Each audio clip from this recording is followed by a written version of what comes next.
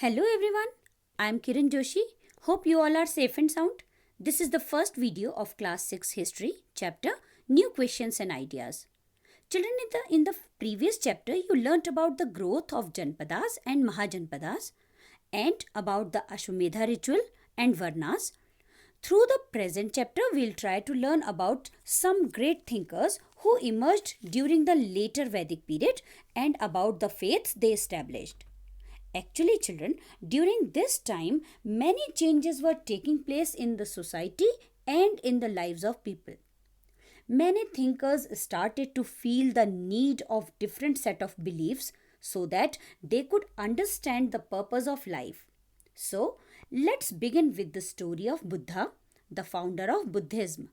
Siddhartha Gautama, as he was called in his youth, was born about 2500 years ago in Sakyagana in Lumbini. Children, at present Lumbini is in Nepal. He was a Kshatriya and his father Shuddhodhana was a chieftain of Sakyagana. His mother was Maya Devi. Siddharth was married to Yashodhara and had a son Rahul.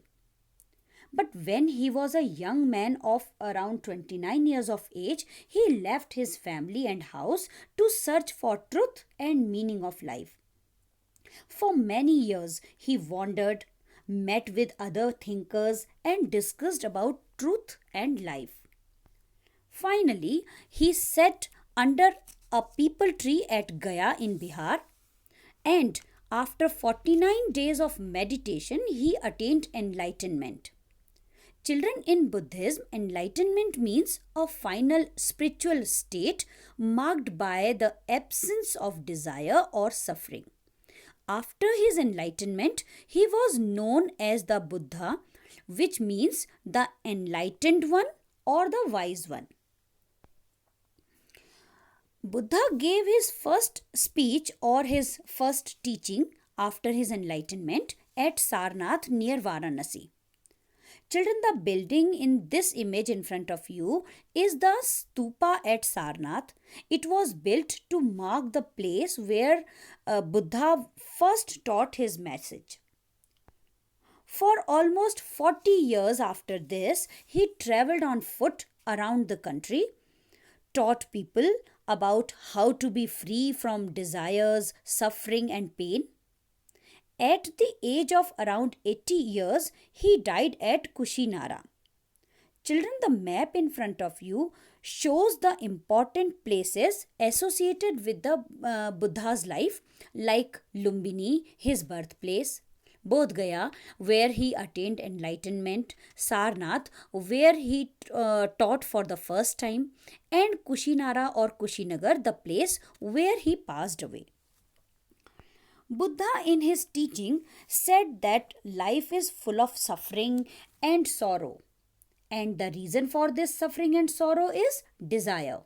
According to him, we are unhappy because often our desires are not fulfilled. Even if they are fulfilled, we are not satisfied as then we start wanting more or start wanting for something, some other thing. Buddha explained this longing or greed as thirst or tanha. He declared that moderation in everything in life is the only way to remove this longing and to attain peace and happiness.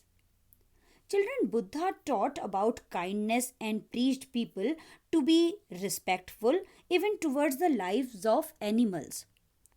He preached about non-violence.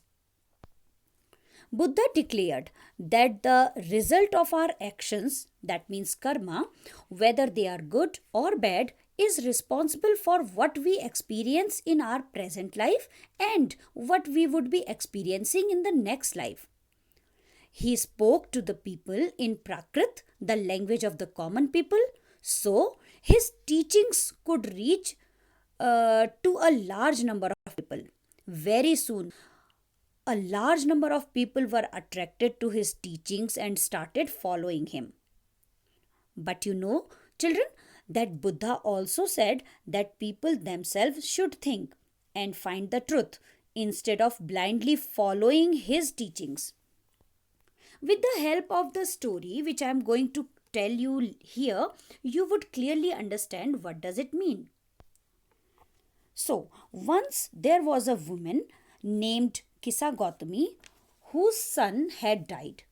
Deeply sank into sorrow, she carried her dead son with her and asked people to help so that her son could be brought back to life. Then a kind man took her to the Buddha. The Buddha said that if she could bring a handful of mustard seeds, he could bring her son back to life. As Kisa Gautami very happily became ready to bring the seeds, the Buddha stopped her and added one condition. What was that condition? He said that the seeds must be brought from such house of a family where nobody had died. Kisa Gautami went from door to door, but in every family, someone or the other had died. So the Buddha tried to teach the sorrowing mother Kisa Gautami that death is the truth of life. Children, during the time when Buddha was teaching his message to the people, around the same time, some other thinkers were trying to know about the life after death. Some thinkers were trying to find the reason why sacrifices should be performed. There were many thinkers who believed that even after death, there was something that would survive or remain permanently in the universe. This something permanent was described as Atman or the individual soul. These thinkers also believed that with Atman there was the Brahma or the universal soul, and ultimately both the Atman and the Brahma were one. The ideas of these thinkers were collected in texts called Upanishads. These Upanishads are believed to have been composed in later Vedic period. Upanishads mean to sit down near. These texts have talks between teachers and students. Therefore, we can say that the term Upanishad refers to the wisdom gained at the feet of the Guru. Most of the thoughts of these Upanishads were in the form of simple dialogues. Here it is important to mention, children, that generally the Upanishadic thinkers were men who were Brahmins and Rajas. There were some women thinkers also, for example, Gargi. She was very learned. It is believed that Gargi took part in the debates in royal courts also. However, children, generally poor people were not the part of debates and discussions. Though one exception was Satyakama Jabala. Satyakama Jabala was named after his mother Jabali, who was a slave woman. So, children, Satyakama Jabala desired to learn about truth and reality. Then a Brahmin teacher, Gautama, accepted him as his student. Later, Satyakama became a very famous thinker of his time.